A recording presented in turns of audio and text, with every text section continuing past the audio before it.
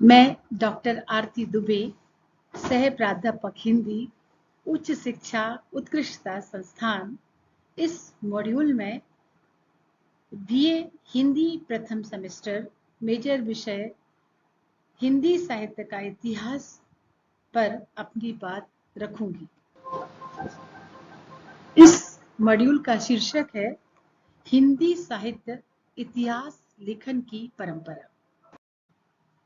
इस मॉड्यूल की अनुक्रमणिका निम्नानुसार है। इस पाठ के बाद आप निम्न तथ्यों से परिचित होंगी। हिंदी साहित्य इतिहास लेखन की परंपरा से परिचित हो सकेंगे। हिंदी साहित्य इतिहास लेखन में योगदान देने वाले इतिहास लेखकों से परिचित हो सकेंगे। साहित्य इतिहास लेखकों के महत्व को समझ सकेंगे। हिंदी साहित्य इतिहास लेखन में उपयोग होने वाली विविध पद्धतियों से भी परिचित हो सकेंगे। साहित्य इतिहास लेखन की आवश्यकता को समझ सकेंगे।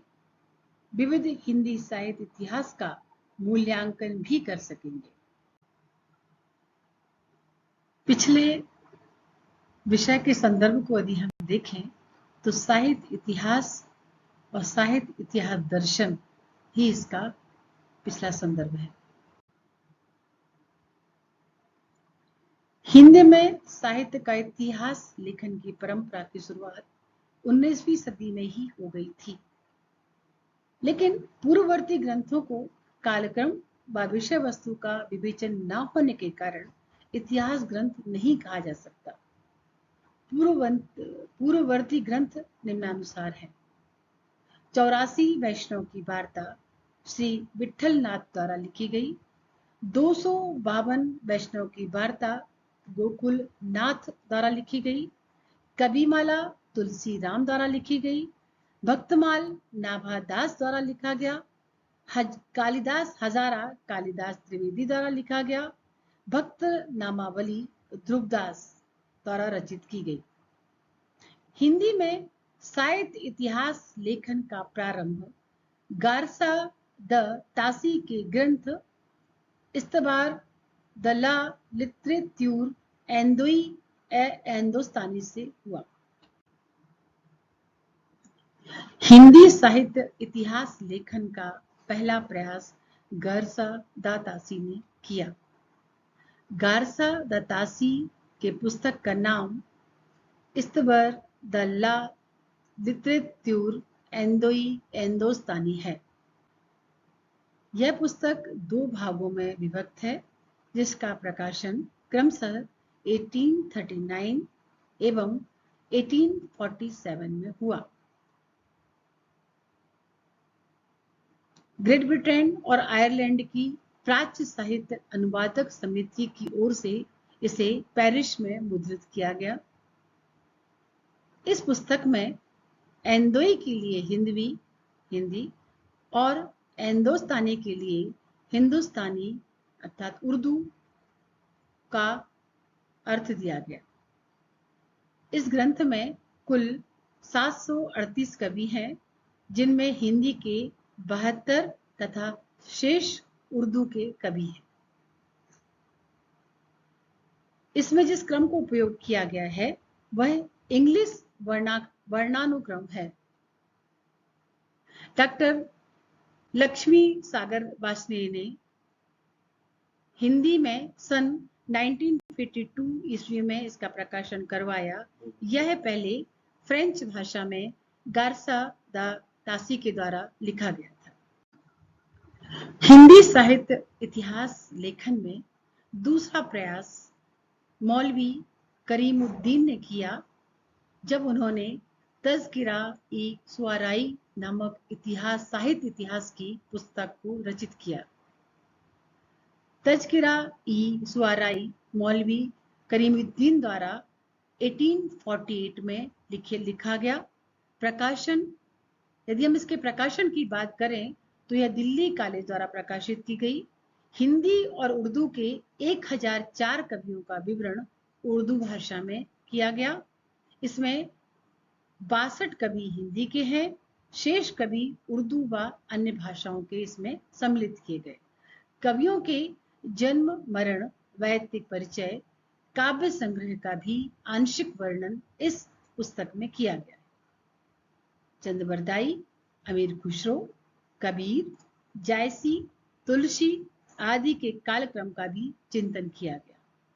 प्रथम बार काल क्रम पर ध्यान दिया गया, किंतु नामकरण का प्रयास नहीं किया गया। भाषा काव्य संग्रह श्री महेश दत्त शुक्ल।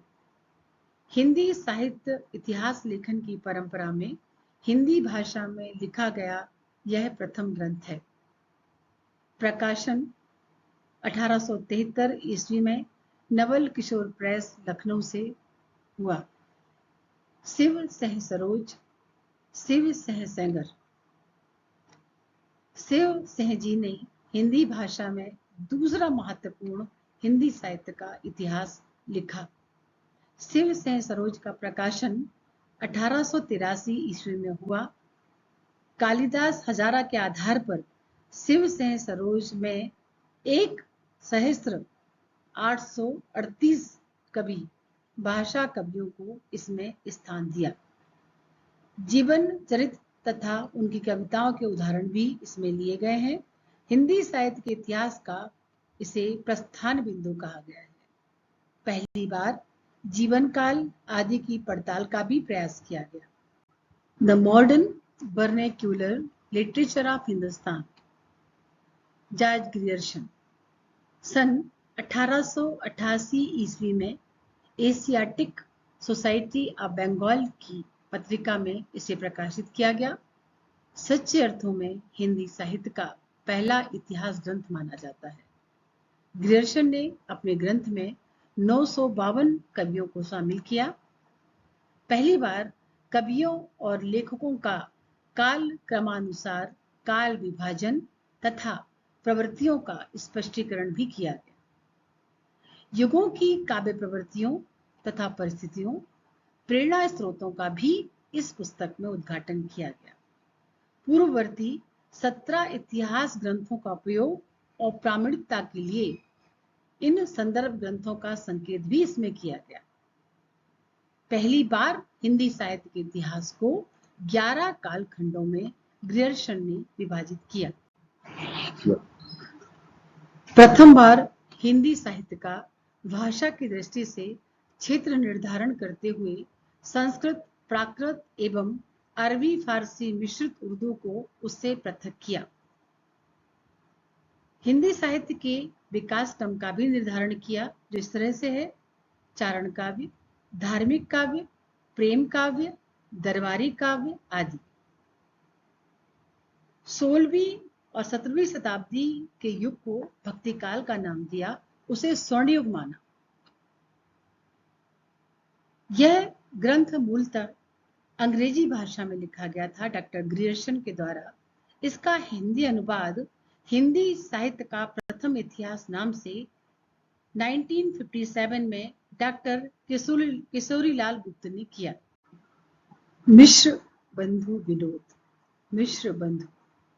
मिश्र बंधुओं ने मिश्र बंधु विनोद नामक इतिहास ग्रंथ की रचना की।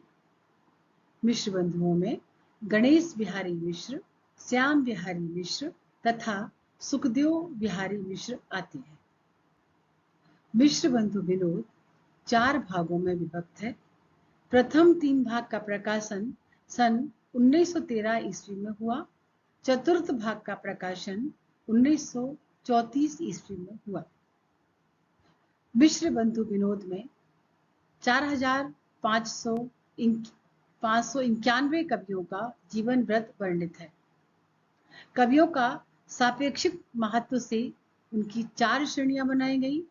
आचार्य शुक्ल ने इसके महत्व को स्वीकार करते हुए कहा कि कवियों के परिचयात्मक विवरण में मैंने प्रायः मिश्र बंधु विनोद से ही सहायता ली है। हिंदी साहित्य का इतिहास, आचार्य रामचंद्र शुक्ल। हिंदी साहित्य इतिहास लेखन की परंपरा में इस ग्रंथ को सर्वोच्च स्थान प्राप्त है। इसका प्रकाशन नागरी प्रचारिणी सभा द्वारा शब्द सागर की भूमिका के रूप में किया गया। 1000 कवियों और लेखकों को शामिल किया गया है। शिव सेंगर, जॉर्ज ग्रियर्सन तथा मिश्र बंधुओं के इतिहास को इन्होंने कवि व्रत संग्रह कहा। सर्वप्रथम आचार्य शुक्ल ने साहित्य इतिहास को आलोचना से पृथक किया। आचार्य शुक्ल ने साहित्य इतिहास के प्रति एक निश्चित व सुस्पष्ट दृष्टिकोण का परिचय दिया। आचार्य शुक्ल ने लिखा है, जबकि प्रत्येक देश का साहित्य वहां की जनता की चित्तवृत्तियों का संचित प्रतिबिंब होता है, तब यह निश्चित है कि जनता की चित्तवृत्ति के परिवर्तन के साथ साथ साहित्य के स्वरूप में भी परिवर्तन होता जाता है। आदि से अंत तक इन्हीं चित्तवृत्तियों की परंपरा को परखते हुए साहित्य परंपरा के साथ उनका सामंजस्य दिखाना ही साहित्य का इतिहास कहलाता है। जनता की चित्तवृत्तियां बहुत कुछ राजनीतिक, सामाजिक, सांप्रदायिक तथा धार्मिक परिस्थितियों के अनुसार होती है। हिंदी साहित्य के 900 वर्षों के इतिहास को 4 सुस्पष्ट कालखंडों में आचार्य रामचंद्र शुक्ल ने विभाजित किया। पहला वीरगाथा काल, संवत 1050 से 1375 तक। दूसरा भक्ति काल, संवत 1375 से 1700 तक। तीसरा रीतिकाल, 1700 से 1900 तक। और आधुनिक काल, संवत 1900 से आज तक लगातार चला आ रहा है। दार्शनिक एवं धार्मिक आधारों पर भक्ति काल को आदरणीय शुक्ल जी ने 4 भागों में विभाजित किया। निर्गुण धारा, जिसके 2 भाग हैं, ज्ञानाश्रयी शाखा और प्रेमाश्रयी शाखा। सगुण धारा, जिसके फिर 2 भाग हैं, राम भक्ति शाखा और कृष्ण भक्ति शाखा। इतिहास में पहली बार कवियों के जीवन चरित्र संबंधी इतिवृत्ति के स्थान पर उनकी रचनाओं के आधार पर उनके साहित्यिक मूल्यांकन को प्रमुखता दी गई। आचार्य हजारी प्रसाद द्विवेदी। हिंदी साहित्य इतिहास लेखन की परंपरा में आचार्य रामचंद्र शुक्ल के बाद जो सबसे महत्वपूर्ण नाम हमारे सामने आता है, वह है आचार्य हजारी प्रसाद द्विवेदी। आचार्य हजारी प्रसाद द्विवेदी ने कोई बड़े साहित्य ग्रंथ की रचना तो नहीं की, लेकिन 3 इतिहास ग्रंथों की रचना उन्होंने की जो बहुत महत्वपूर्ण है। हिंदी साहित्य की भूमिका 1940, हिंदी साहित्य उद्भव और विकास 1952, हिंदी साहित्य का आदिकाल 1952। इतिहास में परंपरा की निरंतरता का उन्होंने अनुशीलन किया। शुक्ल जी की स्थापनाओं का तर्कों के आधार पर प्रबल विरोध भी किया। हिंदी साहित्य के पहले काल को रामचंद्र शुक्ल ने वीरगाथा काल का नाम दिया, लेकिन आचार्य हजारी प्रसाद द्विवेदी ने उसे आदिकाल का नाम दिया, जो आज सर्वमान्य है। जॉर्ज ग्रियर्सन ने भक्ति काल को ईसाइयत का प्रभाव माना। रामचंद्र शुक्ल ने मुगलों के आक्रमण का प्रभाव भक्ति काल काव्य का लेखन बताया, तो वहीं आचार्य हजारी प्रसाद द्विवेदी ने इसे भारतीय परंपरा का विकास माना और उन्होंने पूरे जोर के साथ कहा कि यदि इस्लाम ना भी आया होता तो साहित्य का बाहर आना या उसका विकास होना वैसा ही होता जैसा आज है। कबीर को वर्तमान रूप में सर्वप्रथम द्विवेदी जी ने ही स्थापित किया। हिंदी साहित्य का आलोचनात्मक इतिहास, डॉक्टर राम कुमार वर्मा। डॉक्टर राम कुमार वर्मा ने हिंदी साहित्य का आलोचनात्मक इतिहास नामक पुस्तक लिखी। हिंदी साहित्य का आलोचनात्मक इतिहास पुस्तक का प्रकाशन सन 1938 में हुआ। इस ग्रंथ में 693 ईस्वी से 1693 ईस्वी तक की कालावधि अर्थात संधि काल से लेकर भक्ति काल तक की अवधि तक का ही इतिहास हमें मिलता है। इसके आगे के कालों का वर्णन वो नहीं कर पाए, क्योंकि उनका देहांत हो गया था। इस तरह से हिंदी साहित्य का आलोचनात्मक इतिहास एक अपूर्ण ग्रंथ के रूप में हमारे सामने आता है।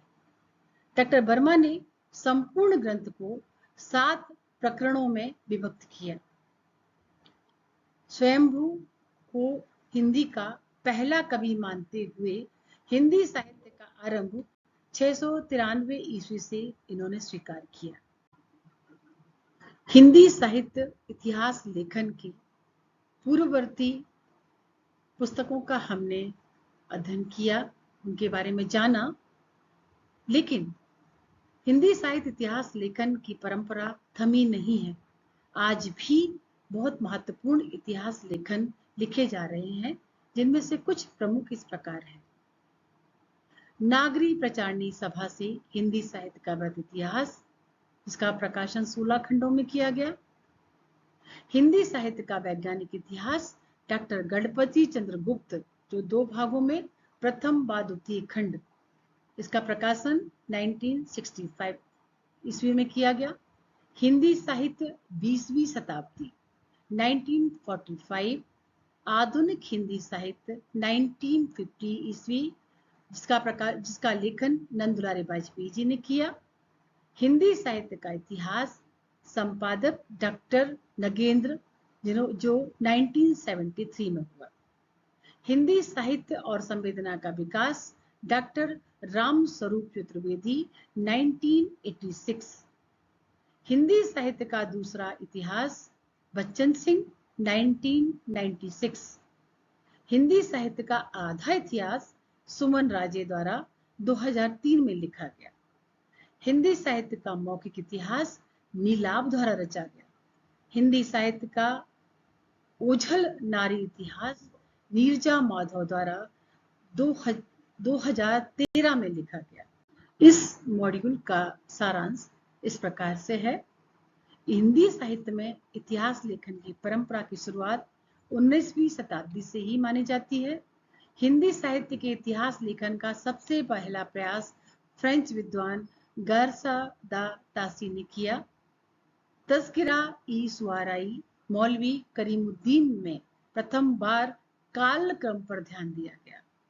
हिंदी साहित्य इतिहास लेखन की परंपरा में हिंदी भाषा में लिखा गया प्रथम ग्रंथ श्री महेश दत्त शुक्ल द्वारा रचित भाषा काव्य संग्रह है। The modern vernacular literature of Hindustan को सच्चे अर्थों में हिंदी साहित्य का पहला इतिहास ग्रंथ माना जाता है। ग्रियर्सन ने पहली बार कवियों और लेखकों का काल क्रमानुसार काल विभाजन किया तथा उनकी प्रवृत्तियों को स्पष्ट किया। मिश्रबंधु विनोद ने 4591 कवियों का जीवन वृत्त वर्णित किया। इसमें अनेक अज्ञात कवियों को प्रकाश में लाने के साथ ही उनके साहित्यिक महत्व को भी स्पष्ट करने का प्रयास किया। हिंदी साहित्य इतिहास लेखन की परंपरा में आचार्य रामचंद्र शुक्ल द्वारा रचित हिंदी साहित्य का इतिहास का स्थान सर्वोच्च है। शुक्ल जी की स्थापनाओं का प्रबल विरोध तर्क के आधार पर सर्वप्रथम आचार्य हजारी प्रसाद द्विवेदी ने किया। हिंदी साहित्य का इतिहास लेखन पहले भी बहुत हुआ और आज भी प्रगति पर है। बहुत सारे विद्वान इस क्षेत्र में क्रियाशील हैं।